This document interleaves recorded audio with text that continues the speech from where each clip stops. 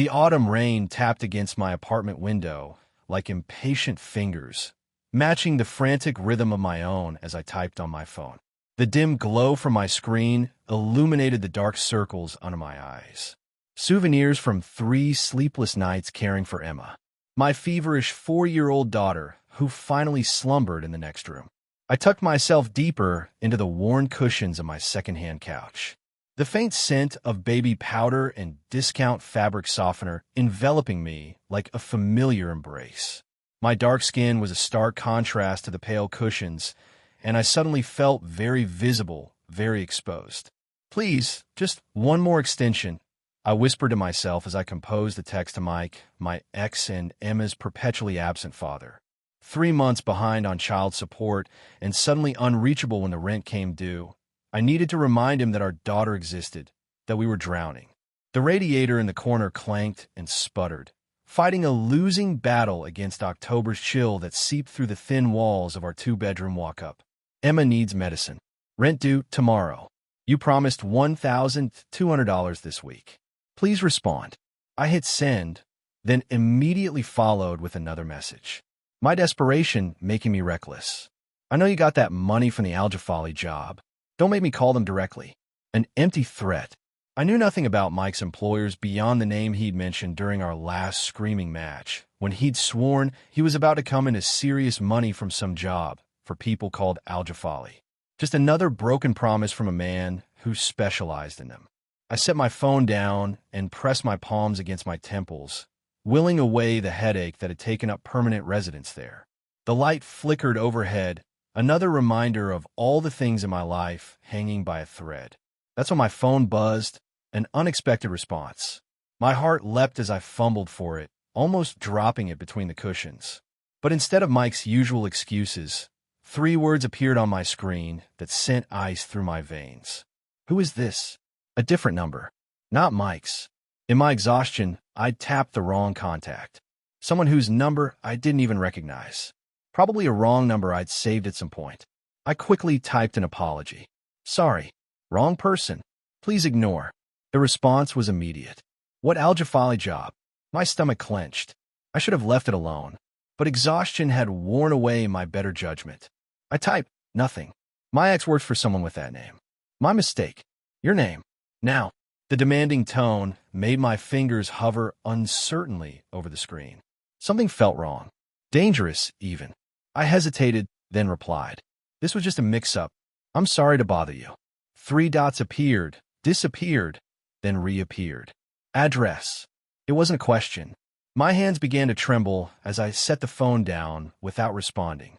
Outside, the rain intensified, drumming against the windows with new urgency.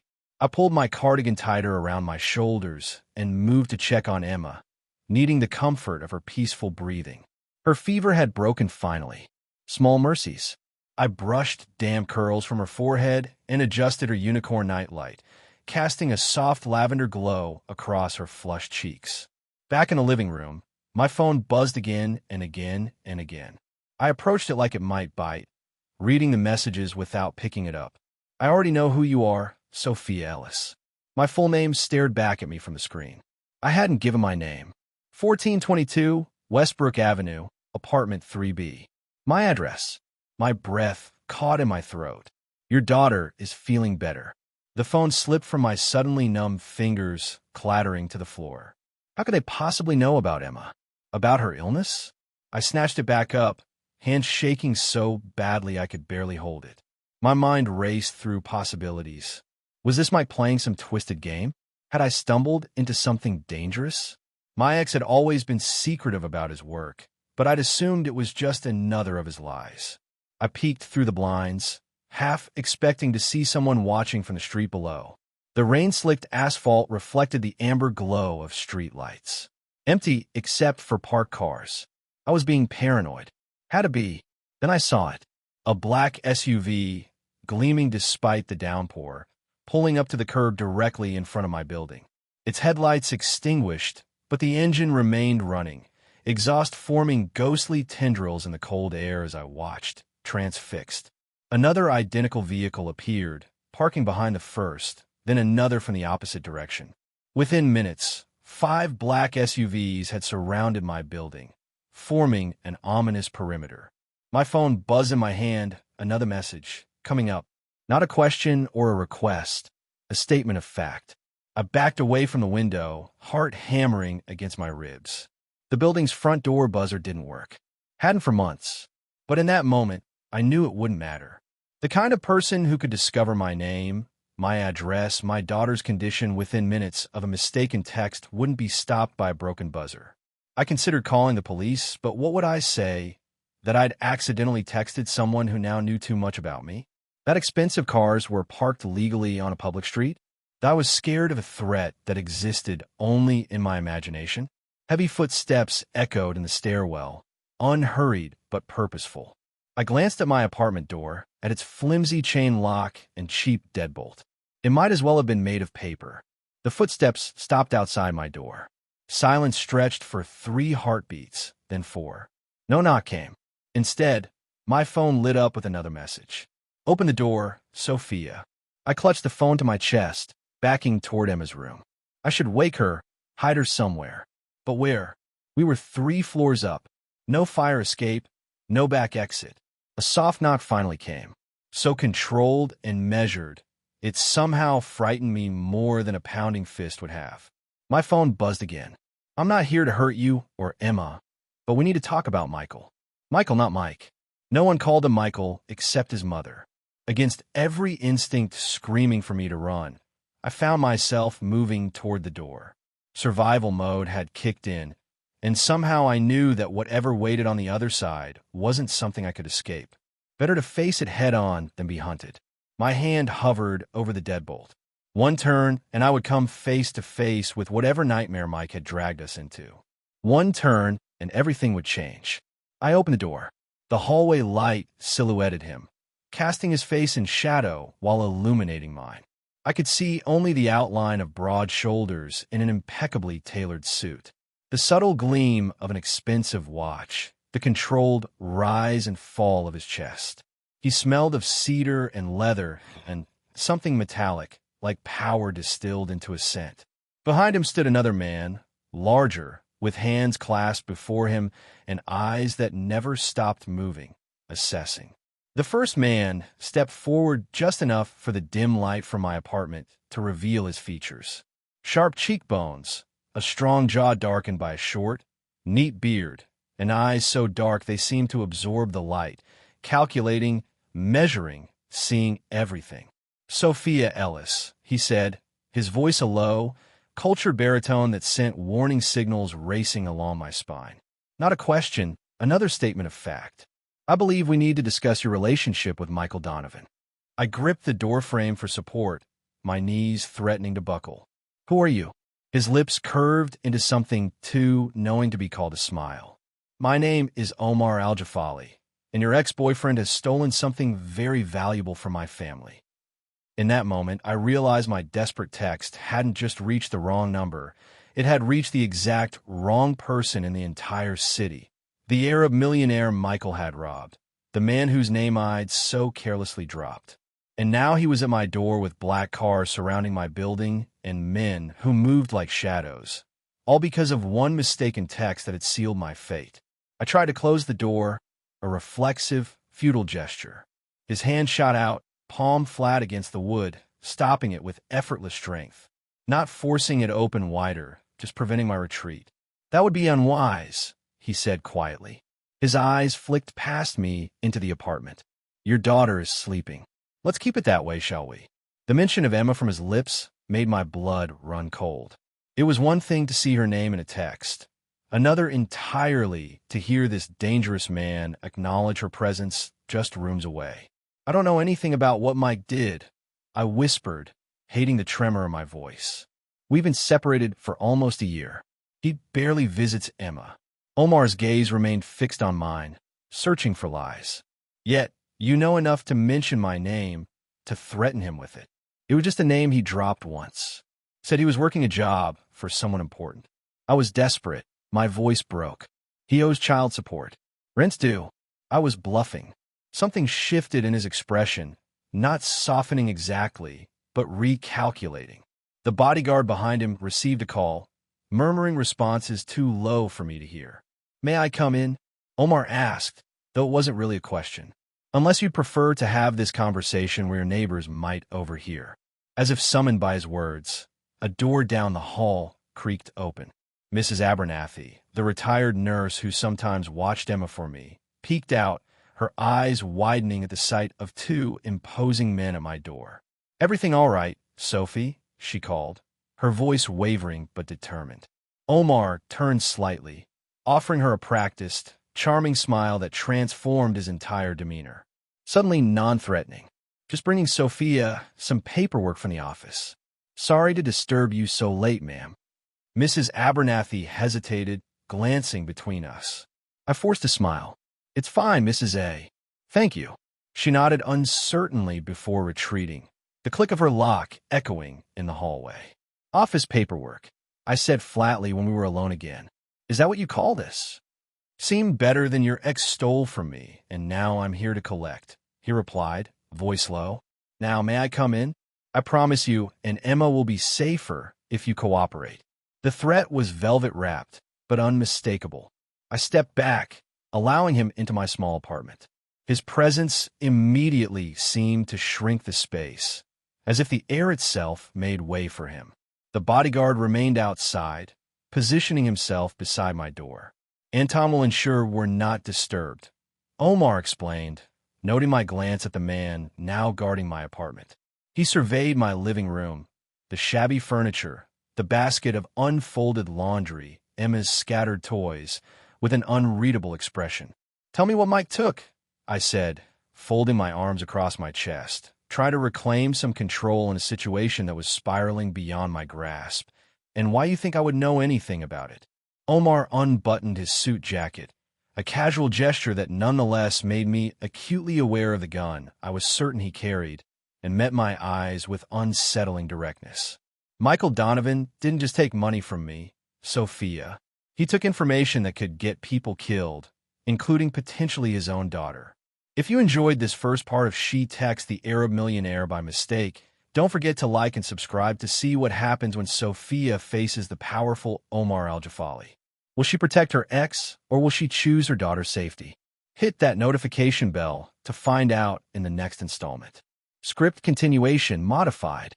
"My daughter has nothing to do with this," I said, my voice surprisingly steady despite the fear coursing through me.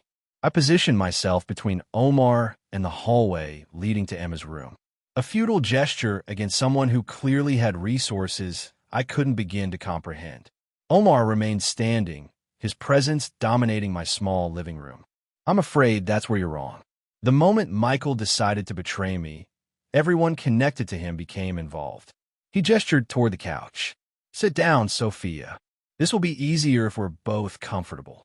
There is nothing comfortable about this situation, but I sank onto the couch anyway, perching on its edge, ready to bolt despite having nowhere to run. Omar didn't join me. Instead, he moved to the window, peering through the blinds at the street below, where his men waited in their vehicles. "Michael worked for my corporation for 3 years," he said, his back to me. "Nothing significant, mainly running numbers, making deliveries. He wasn't important enough to know much about my business." He turned, fixing me with those piercing dark eyes. "Until 6 weeks ago, when he was tasked with delivering a flash drive containing sensitive information. And he stole it. I finished the pieces falling into place. Not just stole it, made copies, started shopping it around to my competitors." Omar's jaw tightened. "Information that could dismantle operations I've spent decades building. I could get my people arrested or worse." I rubbed my temples, a fresh wave of exhaustion washing over me. That sounded exactly like something Mike would do, always looking for the easy score. I looked up at him, but I haven't seen or heard from him in weeks, except for texts asking for more time on the child support. Whatever he took, whatever he's doing with it, I'm not part of it. Omar crossed the room in 2 smooth strides, picking up a framed photo from my bookshelf. It showed me and Emma at the park last summer, her black skin gleaming in the sun, her face smeared with ice cream, both of us laughing. His fingers traced the edge of the frame with unexpected gentleness. "You have a beautiful daughter," he said quietly. "She has your smile." A chill ran through me at his words, at the way he studied Emma's image. Please don't. I'm not threatening her, Sophia. He set the photo down carefully. I'm explaining why you're already involved, whether you chose to be or not. Michael has put a target on both your backs. What do you mean? The information he stole, it doesn't just compromise me. It compromises people who make me look like a philanthropist by comparison. He sat down in the armchair across from me, leaning forward with his elbows on his knees. Right now, there are at least 3 other organizations hunting for him, and by extension for anyone who might lead to him. I swallowed hard, my throat suddenly dry. I told you I don't know where he is. I believe you. His response surprised me. But they won't, and they won't ask as politely as I am. A hysterical laugh escaped me. This is polite? Surrounding my building with armed men, tracking my phone, threatening me and my daughter. If I wanted to threaten you, you'd know it, he said, his tone matter-of-fact rather than menacing. The cars outside aren't just to intimidate you. They're a security perimeter. And I haven't touched your phone. Your ex-boyfriend gave me your number months ago. Listed you as his emergency contact. I stared at him in disbelief. That's impossible. He wouldn't. He needed to provide a family contact when he started working for me. Said you were still on good terms. Omar's mouth twisted in what might have been amusement. Clearly, he lied about that too. My mind raced, trying to process this new information. Mike had used me as his emergency contact for a job with a very powerful man.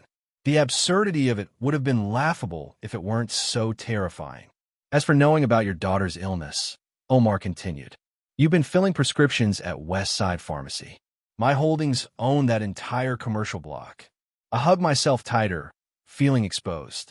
So, what do you want from me if you believe I don't know where Mike is? I want to find him before my competitors do. And you're going to help me. How am I supposed to do that when I can't even get him to answer my texts? Because you have something he wants. Omar nodded toward the hallway where Emma slept. His daughter. The one thing he might actually care about. I stood up abruptly, fury momentarily overtaking fear. You are not using my daughter as bait. In one fluid motion, Omar rose to meet me, his height forcing me to tilt my head back to maintain eye contact. I'm offering you protection, Sophia, for both of you. Because believe me when I tell you, if the Kirov group find him first, they won't hesitate to use Emma to draw him out, and their methods won't be nearly as humane as mine. The name hung in the air between us. The Kirov group. I'd heard enough news stories to understand the threat wasn't empty.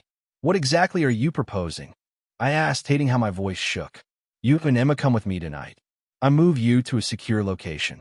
You contact Michael. Tell him you need to see him urgently, that Emma is asking for him. He won't come just for that.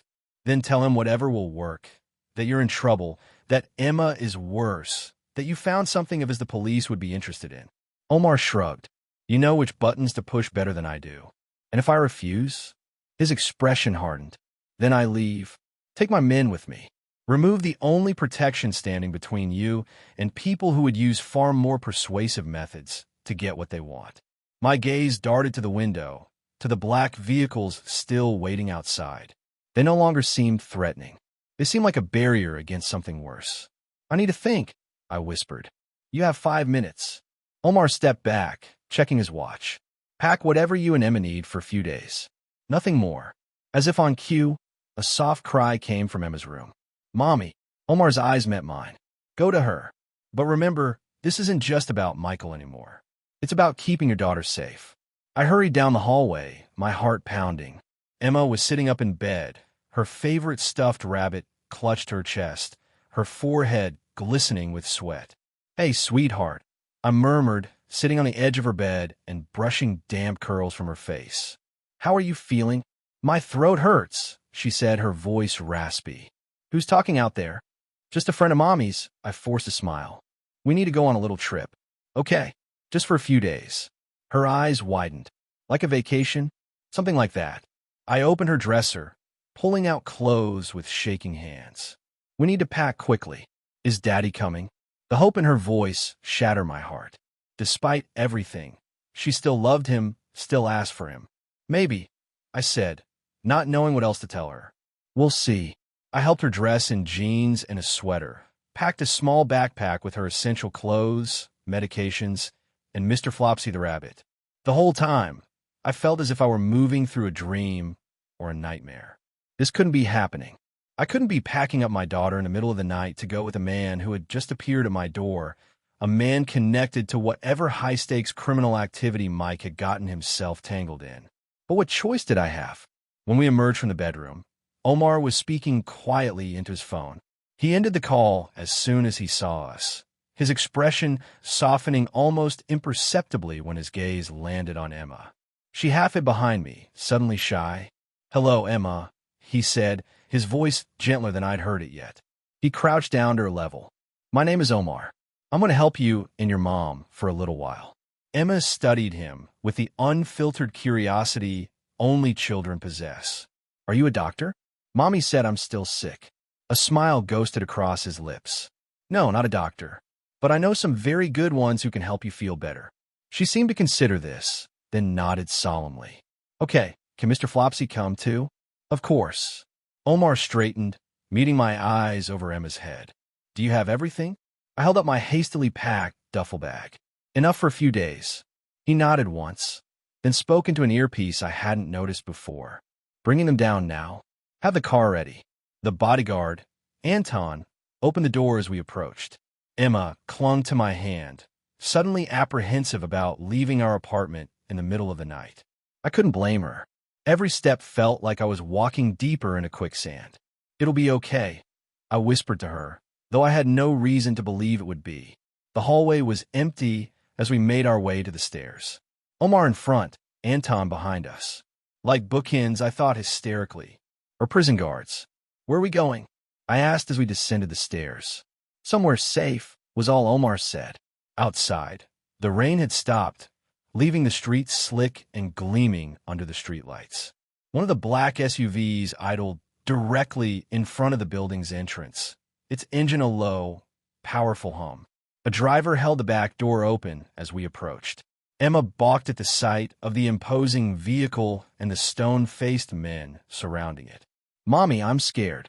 I crouched down, looking into her eyes. "It's just a fancy car, baby, like in the movies. We're going on an adventure, remember?" She didn't look convinced, but nodded bravely. I lifted her into the SUV and climbed in after her, settling her on my lap. The interior was all black leather and subtle luxury, smelling of expensive cologne and new car. Omar slid in beside us, the door closing with a solid thunk that sounded final, irrevocable. "Take us home, Vincent," he instructed the driver, who nodded and pulled away from the curb. The other SUVs fell into formation around us. One in front, one behind, the others peeling off in different directions. "Home?" I questioned, tension coiling tighter in my chest. "My residence," Omar clarified. "It has the highest security of any property I own. You'll be safe there until we locate Michael." Emma had already started to doze against my shoulder, exhaustion and illness pulling her back to sleep despite the strange circumstances. I envied her ability to escape, however temporarily. "This is kidnapping," I said softly, mindful of Emma's presence. Omar's eyes flashed in the darkness of the car. "This is protection. If I wanted to kidnap you, you wouldn't have had time to pack." The truth of his words silenced me.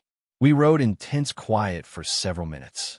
The only sounds Emma's soft breathing and the occasional murmur from the driver's radio. "I still don't understand why Mike would steal from you," I finally said. "He's dishonest, selfish, and unreliable. But he's not stupid. He must have known you'd come after him. People make poor decisions when they're desperate," Omar replied, "or when they think they found a way to solve all their problems at once. What was on that flash drive that's worth all this?" His jaw tightened. Names, locations, financial records, enough to dismantle networks it took generations to build. I shifted Emma to a more comfortable position, her weight growing heavy against me. "And you think he'll just hand it over if I ask?" "No." Omar's gaze was unflinching. "I think he'll come running when he realizes I have you and his daughter, and then he'll have no choice but to return what he stole." The cold calculation in his voice sent a shiver through me. "You're using us as bait after all." I prefer to think of it as leveraging available resources. His eyes dropped to Emma's sleeping form, then back to me. But yes, essentially, I turned away, watching the city lights blur past the tinted windows. We were heading toward the wealthiest part of town, where the streets grew wider and the houses sat back from the road behind imposing gates and manicured lawns. If anything happens to my daughter because of this, I began, nothing will happen to her. Omar cut me off, his tone leaving no room for argument. You have my word. The word of a criminal, I muttered. The word of a man who understands the value of family, he countered. More than your ex-boyfriend ever did, it seems. Before I could respond, the SUV slowed, turning onto a private drive flanked by stone pillars. A wrought iron gate swung open to admit us, closing immediately behind our convoy. The driveway curved through expertly landscaped grounds before revealing a mansion that loomed against the night sky, all clean lines and modern angles, glass and stone merging seamlessly. Welcome to my home, Sophia, Omar said as the car came to a stop in the circular driveway. For now, it's yours too. As the driver opened the door and the cool night air rushed in, I held Emma closer, wondering what I'd gotten us into and how we would ever get out again. The interior of Omar's mansion was exactly what I expected and nothing like I imagined. Soaring ceilings, marble floors, artwork that probably cost more than my entire life. All the trappings of wealth I'd anticipated. But there was also an understated elegance, a warmth I hadn't expected from a man like him. No gaudy displays of excess, just quiet, confident luxury. A woman in her 60s with silver-streaked dark hair and sharp eyes appeared in the foyer as we entered. Her posture was straight as a ruler, her clothing simple but clearly expensive. Omar, she said, her slight accent, perhaps Levantine or North African, wrapping around his name with familiar affection. Her eyes moved to me, then to Emma, sleeping in my arms. I've prepared the East Suite as you requested. Thank you, Abla. Omar placed a hand briefly on her shoulder. This is Sophia and her daughter Emma. They'll be staying with us for a while. Abla's expression gave nothing away, but I wondered how often Omar brought strangers, hostages, to his home in the middle of the night. The child is ill, she asked, noting Emma's flushed cheeks. Recovering from a fever, I supplied, shifting Emma's weight. She was getting heavy, but I was reluctant to let her go in this unfamiliar place. Dr. Hamid will be here in the morning, Omar told me. Until then, Abla will show you to your rooms and get you settled. You will want to rest. Come, Abla said, already turning toward a sweeping staircase. The little one needs proper rest. I hesitated, looking back at Omar. And then what? We just wait here while you hunt down Mike. We'll discuss the next steps in the morning. His tone made it clear the conversation was over for now. Try to get some sleep, Sophia. You're safe here. Safe. The word felt hollow. I'd never been less safe in my life. Caught between a ruthless millionaire and whatever forces were hunting for what Mike had stolen. But my arms ached from carrying Emma, and exhaustion pulled at every cell in my body. Whatever came next would have to wait until morning. I followed Abla up the stairs, down a corridor lined with what looked like original artwork, and into a suite that was larger than my entire apartment. A spacious sitting room opened into a bedroom with a king-size bed draped in luxurious linens. Through another door, I glimpsed a second bedroom, smaller but equally elegant. For the little one, Abla explained, seeing my glance. Though perhaps tonight she stays with you. Yes, yes, I agreed, gently laying Emma down on the main bed. She stirred but didn't wake, curling around Mr. Flopsy with a soft sigh. Abla disappeared into what turned out to be a massive bathroom, returning with a cool cloth that she handed to me. For her fever, there are clean pajamas in the dresser. They may be big, but they will serve for tonight. Tomorrow, we can arrange for more suitable clothes. I pressed the cloth to Emma's forehead, wondering how many times this woman had tended to Omar's guests. Thank you. Abla nodded, her sharp eyes taking my measure. There is food in the small refrigerator if you're hungry. Breakfast is at 8, but for the child, we can prepare something earlier if needed. This is all very accommodating for a kidnapping, I said, unable to keep the bitterness from my voice. Abla's expression didn't change. Mr. Al-Jafali does not kidnap women and children. Whatever has brought you here, you're a guest in this house, my house, as much as his. She moved toward the door.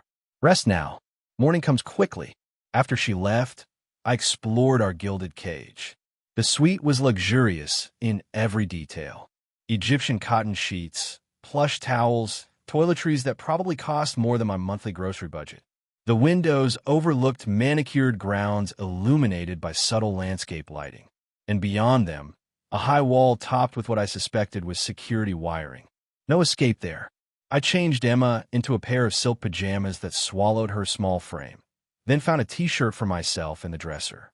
My own clothes felt grimy after the stress of the night, but I was too exhausted to shower. I curled up beside Emma on the massive bed, listening to her breathing, trying to quiet the panic that threatened to overwhelm me now that we were alone. What would happen when Omar found Mike? What would he do to him? And what would happen to us afterward? I couldn't imagine he'd simply let us go. Not when we'd seen his face, his home, knew about whatever Mike had stolen. People like Omar Al-Jafali didn't leave loose ends. Sleep came in fitful bursts, interrupted by nightmares of black cars and men with cold eyes. When morning light finally filtered through the gauzy curtains, I felt as if I hadn't slept at all. Emma woke in better spirits, her fever gone, though a slight cough remained. She explored our suite with wide-eyed wonder, touching the velvet drapes and bouncing experimentally on the plush sofa. "Is this a hotel, Mommy?" she asked, peering into the marble bathroom with its sunken tub and rainfall shower. "Sort of." I hedged, not knowing how to explain our situation in terms a 4-year-old could understand. "It's Mr. Omar's house. We're going to stay here for a little while." "It's pretty," she declared, then frowned. "But I didn't bring my frozen night light." "I'm sure we can find something," I assured her, relieved that this was her biggest concern. "Let's get dressed, okay? There's supposed to be breakfast soon." We had just finished dressing in clothes from our hastily packed bags when a knock came at the door. I tensed, then called, "Come in." It was Abla, carrying a tray laden with fruit, pastries, and a small pot of what smelled like hot chocolate. "For the little one," she explained. "Mr. Al-Jafali thought she might prefer to eat up here this morning while you speak with the doctor." My hackles rose instantly. I'm not leaving Emma with strangers. Abla set the tray down on a table near the window. "The doctor is here to see her, not you. And I will stay with her while you speak with Mr. Al-Jafali. He is waiting for you in his study." "I'm not going anywhere without my daughter," I insisted. Abla's expression softened slightly. "Sophia, if Mr. Al-Jafali wanted to separate you from your child, he would not need my help to do so. He respects that you are a mother protecting her bambina, but there are matters he wishes to discuss that are not for a child's ears." I looked at Emma, who was already eyeing the chocolate croissants on the tray with undisguised interest. "Who's the doctor?"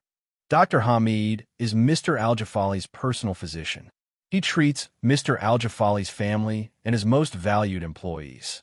Abla poured a small cup of hot chocolate. "He is very good with children." As if summoned by her words, another knock came, and a man entered after Abla's acknowledgement. He was middle-aged, with kind eyes behind wire-rimmed glasses and a gentle smile that immediately put me more at ease. "You must be Sophia," he said, his accent vaguely European. "And this must be Emma. I'm Dr. Hamid." He set his medical bag on a nearby table. "I understand you've had a fever, young lady."